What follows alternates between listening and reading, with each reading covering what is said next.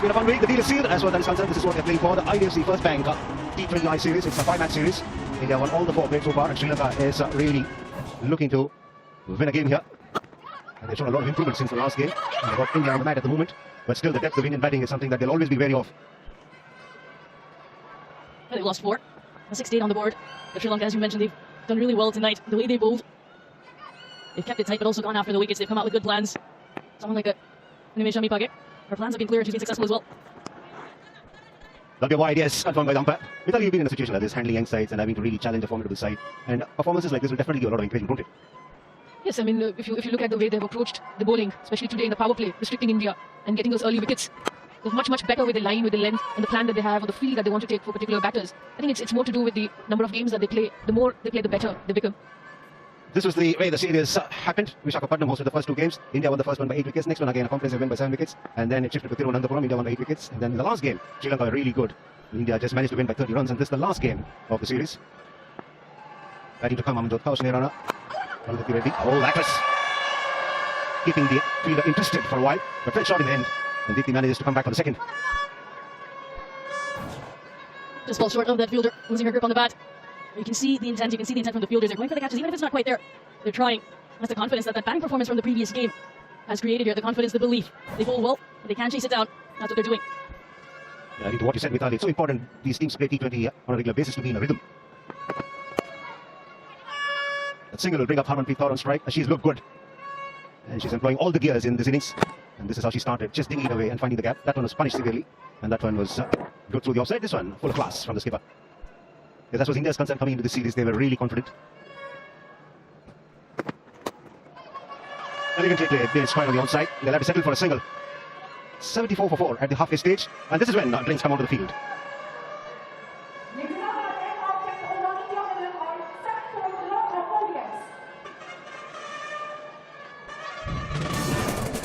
India put in the band on a bit of bother. They lost 4 wickets.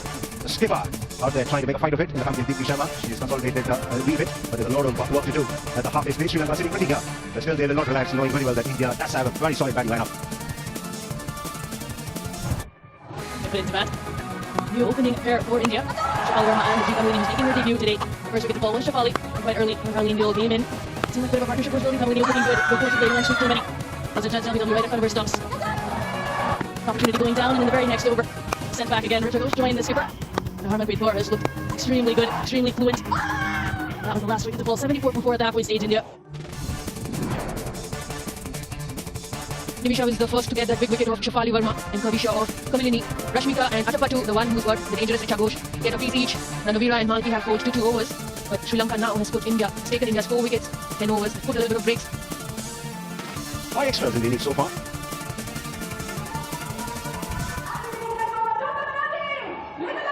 A bit of a partnership outside the boundary as well. Bit of fun. Smiles. Good to see. It's a happy dugout, the Indian dugout. They all get along very well off the field as well. And, the projected score for India, if they go at 11 from here on, will be 184. But if they go at the current rate, they'll only manage 148.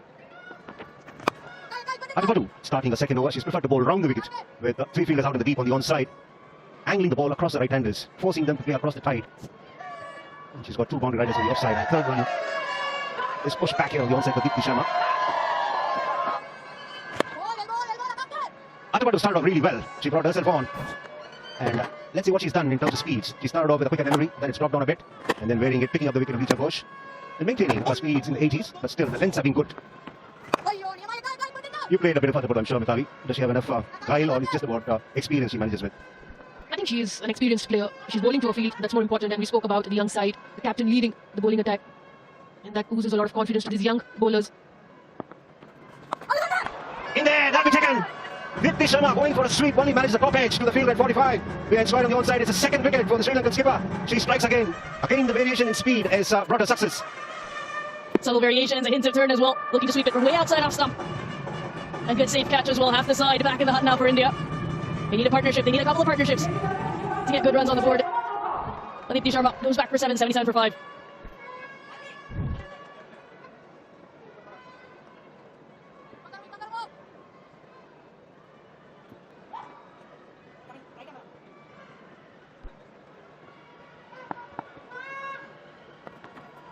Amanjot Kaur off the mark straight away. And it brings Amanjot Kaur on strike. Amanjot Kaur did extraordinarily well against Sri Lanka in the 50 over World Cup. And she's got a strike rate of 133.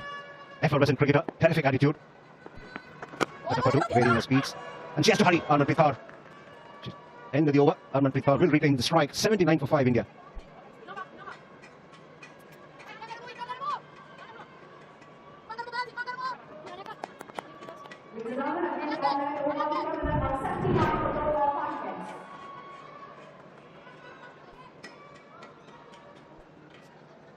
Not a pleasant sight if you're an Indian cricket fan. 5 down for India with just 79 on the board. She makes it look so easy when she plays through the line, doesn't she? Yes, she's someone who takes a little bit of time. This was a wicket of Deepti Sharma, dragging it way outside the off stump. Finds the fielder, short fine. The two senior batters expected to build a partnership there. But that very important wicket by Athapattu. Ranavira, the most experienced bowler in that lineup, is operating, but it's gone a little expensive today, for Ranavira. That's played away on the onside. Shivani, you're a keeper yourself, and how impressed are you with the glove of Kaushini? Extremely impressive, especially that cut behind. There was a sizable deviation off Richa Ghosh's bat. And Richa Ghosh as well, off that bat, it's going to fly fast. She's in a great position. You can see her tracking the ball all the way into her gloves. It's always a bigger challenge keeping to the spinners, isn't it? Because you have no room whatsoever. You're so close to the stumps. You can see how she opens her gloves to increase the surface area. And it's caught that right hand. It's a good technique. And she's moved well as well, with leg side wides. Good technique, well spotted too. It's been one of those days for the Indian side where they've had to really work hard for their runs.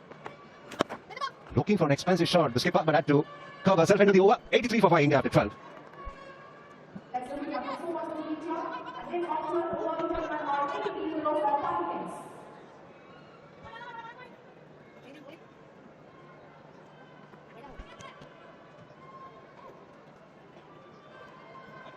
$83 for 5 is a different story for India.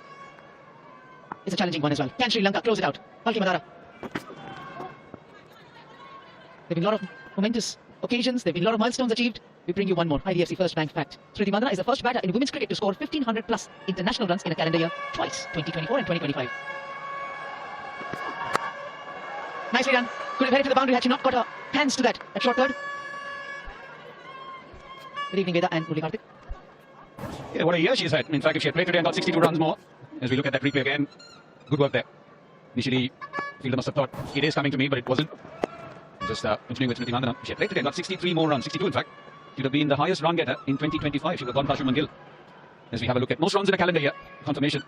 2024, 2025 have been absolutely brilliant years for that lady on the right of your screen. Yeah, absolutely. She's had incredible viewer.